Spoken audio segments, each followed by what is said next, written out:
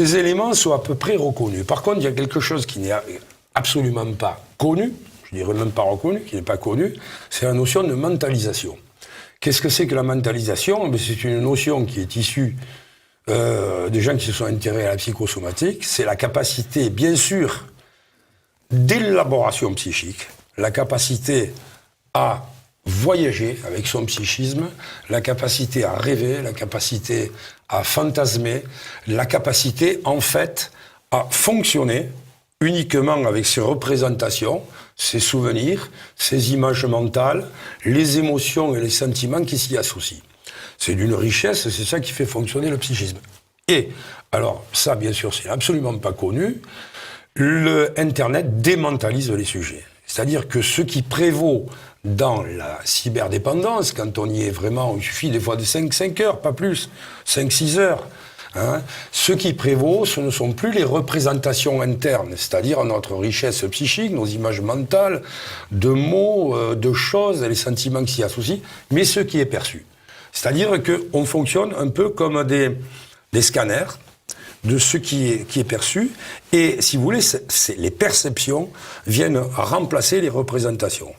Il n'y a plus de voyage psychique, notre psychisme dépend uniquement de ce qu'on perçoit sur la toile.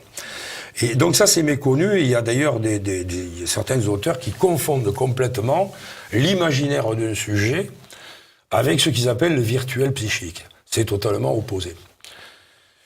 Preuve en est que cette mentalisation est fortement atteinte par l'hyperconnexion, c'est que les rêves nocturnes disparaissent. Ils disparaissent ou alors ils se réduisent à leur plus simple expression, c'est-à-dire un copier-coller de ce qui a été vu sur l'écran. Mais les rêves, dans leur bizarrerie, dans leur richesse, dans leur caractère surréaliste, disparaissent totalement.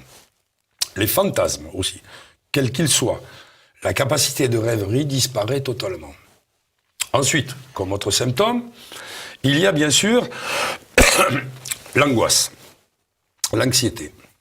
Dès que le sujet est connecté à la minute, mais moins que ça, le fait dès que l'image apparaît, l'angoisse du sujet disparaît totalement. Donc c'est merveilleux, c'est une véritable thérapeutique.